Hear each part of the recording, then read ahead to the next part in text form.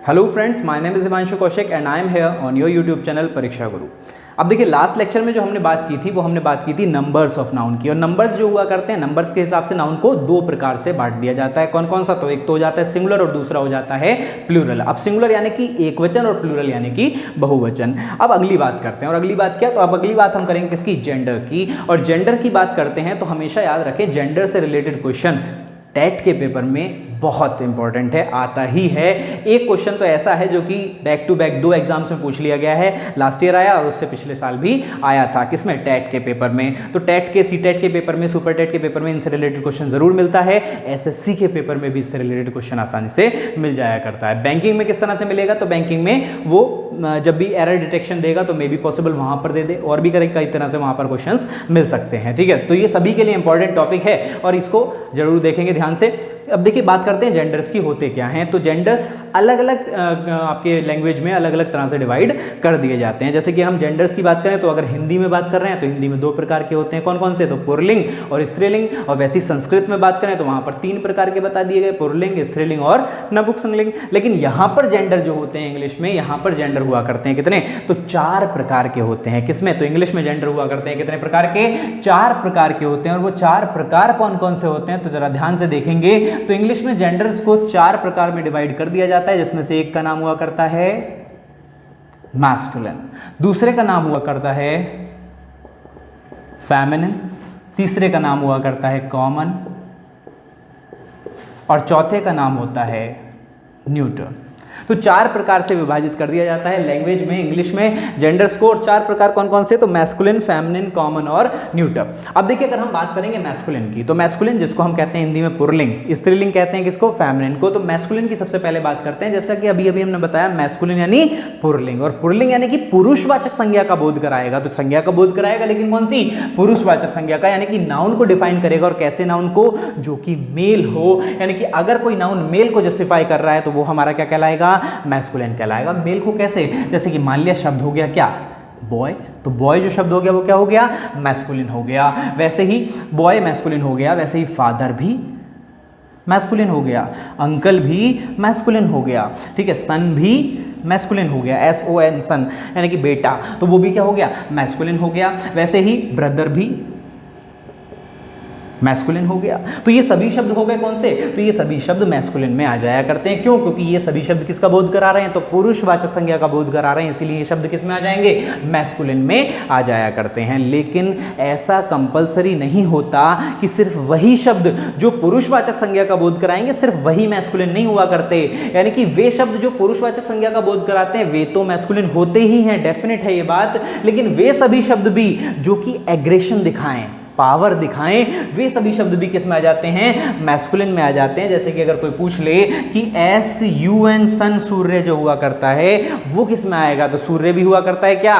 तो वो भी मैस्कुलिन में आ जाया करता है। ठीक है, तो बात बताई गई क्या? कि वे सभी शब्द जो पुरुषवाचक संज्ञा का बोध कराएंगे सब किस में आ जाएंगे? मैस्कुलिन में। तो डेफिनेट सी बात है कि वे सभी शब्द जो पुरुषवाचक संज्ञा का बोध कराएंगे तो वो मैस्कुलिन में आ रहे हैं। तो वे सभी शब्द जो स्त्रीवाचक संज्ञा का बोध कराएंगे वो किस में आ जाएंगे? तो फेमिनिन में आ जाएंगे। यानी कि जो भी मेल कैटेगरी को डिफाइन कराएगा वो मैस्कुलिन हो गया, और जो फीमेल को कराएगा वो फेमिनिन हो गया। जैसे जैसे भैया बॉय का अगर लिखे हम फेमिनिन तो क्या हो जाएगा? तो बॉय का फेमिनिन हो जाएगा क्या? गर्ल। वैसे ही फादर का क्या हो जाएगा? तो फादर का हो जाएगा क्या? मदर। वैसे ही अंकल का क्या हो जाएगा? तो हो जाएगा आंट। ठीक है, तो अंकल का आंट हो गया। वैसे ही सन का क्या हो गया? डॉटर। वैसे ही ब्रदर का क्या हो गया? सिस्टर। ठीक है, तो हर किसी का फेमिनिन हो सकता है। और इसी प्रकार अगर आपसे कोई पूछ ले भाई मून क्या है, तो मून मैस्कुलिन है या फेमिनिन है? तो मून, चूंकि मून है तो अगर हम बात करें तो मून हुआ करता है क्या? फेमिनिन। क्यों? क्योंकि चांद जो फेमस है वो अपनी ब्यूटी के लिए फेमस है। यानी कि वे सभी शब्द जो पुरुषवाचक संज्ञा का बोध कराएंगे साथ साथ पावर या एग्रेशन दिखाएंगे, मैस्कुलिन। और वे सभी शब्द जो कि स्त्रीवाचक संज्ञा का बोध कराएंगे साथ साथ बात करेंगे किसकी? ब्यूटी, हम्बलनेस, काइंडनेस, तो वो सभी शब्द किस में आ जाते हैं? फेमिनिन में आ जाते हैं। और जिसमें किया जाया करता है हमारा क्या? तो हमारा मून भी उसमें ही आ जाएगा, और अर्थ भी उसमें भी, अर्थ भी आ जाया करता है उसमें ही। ठीक है, तो इस तरह से ये हो गया क्या? मैस्कुलिन और फेमिनिन। अब मैस्कुलिन से फेमिनिन कन्वर्ट करने के लिए कई बार आ जाता है टेट के पेपर में। तो एक बार क्वेश्चन कुछ इस तरह से आ गया क्या कि एक शब्द पूछ लिया गया RAM, और इसके लिए पूछ लिया कि बताओ कौन सा शब्द है ये और इसका फेमिनिन क्या होगा। इसका फेमिनिन पूछ लिया और 4 ऑप्शन देते हैं, तो 4 ऑप्शन दे दिए। कौन कौन से? तो पहला ऑप्शन दे दिया क्या? गर्ल, दूसरा दे दिया क्या? सीता, और तीसरा दे दिया क्या? एक कोई ये शब्द दे दिया, और एक शब्द दे दिया नोटा, यानी कि नन ऑफ द अबव। तो नन ऑफ द अबव ये 4 ऑप्शन दे दिए हमें। अब 4 ऑप्शन में से उसने चेक करने को कह दिया कि बता दो भैया RAM जो शब्द है उसका फेमिनिन क्या होगा। तो लोगों ने सोचा RAM यानी राम, और राम जो शब्द है उसका फेमिनिन लोगों ने तुरंत लगा दिया क्या? सीता। अब राम का फेमिनिन सीता। अच्छा, राम जो शब्द है वो क्या कोई जाति है क्या? नहीं, वो क्या है? नाम है, और नाम के कभी कोई फेमिनिन नहीं होता। यानी कि अगर ये राम भी होता ना तो भी उसका कोई फेमिनिन हो ही नहीं सकता। क्यों? क्योंकि नाम का कभी कोई फेमिनिन नहीं होता है, और इसीलिए चूंकि नाम का कोई फेमिनिन नहीं होता, इसीलिए अगर हम देखें तो राम का फेमिनिन हमेशा सीता नहीं होगा। इसीलिए राम जो शब्द है चूंकि वो एक नाम है इसलिए उसका कोई फेमिनिन नहीं हो सकता। लेकिन ये RAM जो लिखा हुआ है अगर हम ध्यान से पढ़ें तो ये RAM अगर राम होता तो राम एक नाम है, और नाम जो होते हैं वो हमेशा कैपिटल में लिखा जाता है उनका पहला शब्द, और इसीलिए चूंकि इसका पहला अक्षर कैपिटल नहीं लिखा हुआ यानी कि ये एक नाम नहीं है। और चूंकि ये नाम नहीं है तो फिर है क्या? तो ये नाम तो है लेकिन एक जाति का बोध करा रहा है। और कौन सा?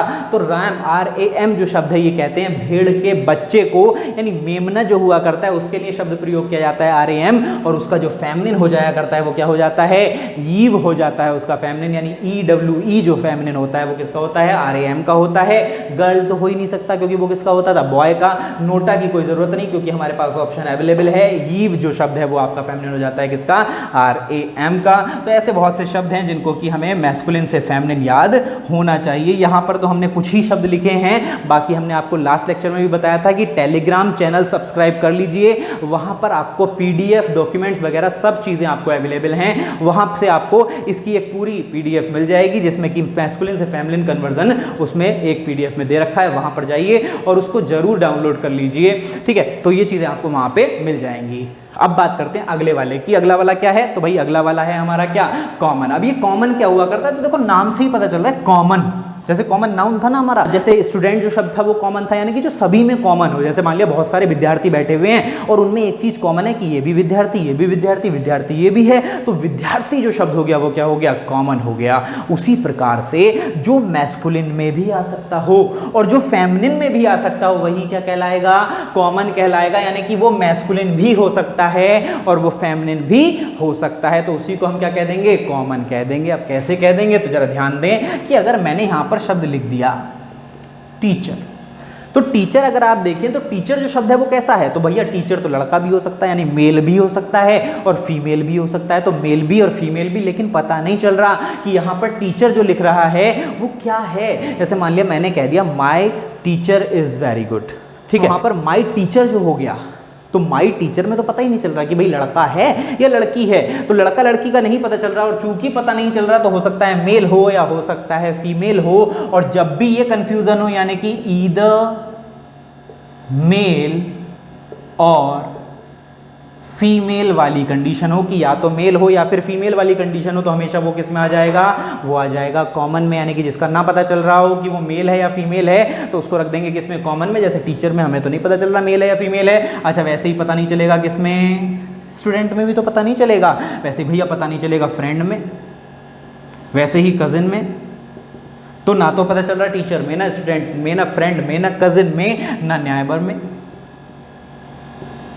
न्यायबर यानी पड़ोसी, तो पड़ोसी भी लड़का भी हो सकता है, लड़की भी हो सकती है, तो ये तो दोनों में ऐसा हो सकता है। तो जो जो चीज़ें दोनों में आ रही हो, जैसे प्रोफेशन तो लगभग सारे ही आ जाएंगे। डॉक्टर ले लो तो डॉक्टर भी क्या है? तो भैया मेल भी हो सकता है, फीमेल भी हो सकता है। तो जो जो चीज़ों में कंफ्यूजन हो कि ये मेल होगा या फीमेल होगा तो उसको रख देंगे किसमें? कॉमन में रख देंगे। और जैसे यहाँ पर या तो मेल या फीमेल की कंडीशन में हमने रख दिया कॉमन में, वैसे ही ना तो मेल और ना फीमेल की कंडीशन में रख देंगे किसमें? न्यूटर में रख दिया जाएगा। यानी आइदर मेल और फीमेल का हो गया क्या? कॉमन। और नाइदर मेल नॉर फीमेल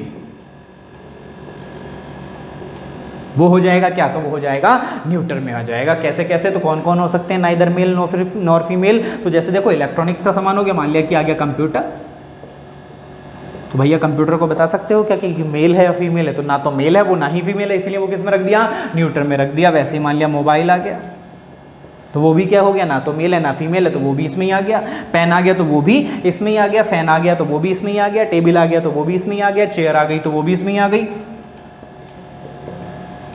ठीक है। तो वो सभी चीज़ें जो या तो मेल हो सकती हैं या फीमेल आ जाएंगी कॉमन में, और जो ना मेल हो सकती हैं ना फीमेल आ जाएंगी न्यूटर में। तो हमेशा ध्यान रखेंगे कि कैसे हम पहचानेंगे मैस्कुलिन, फेमिनिन, कॉमन और न्यूटर को। तो ये चीज़ें हमेशा ध्यान रखेंगे किस तरह से हम जस्टिफाई करेंगे मैस्कुलिन। तो जो पुरुषवाचक संज्ञा का बोध कराए साथ साथ पावर या एग्रेशन दिखाए तो मैस्कुलिन हो गया।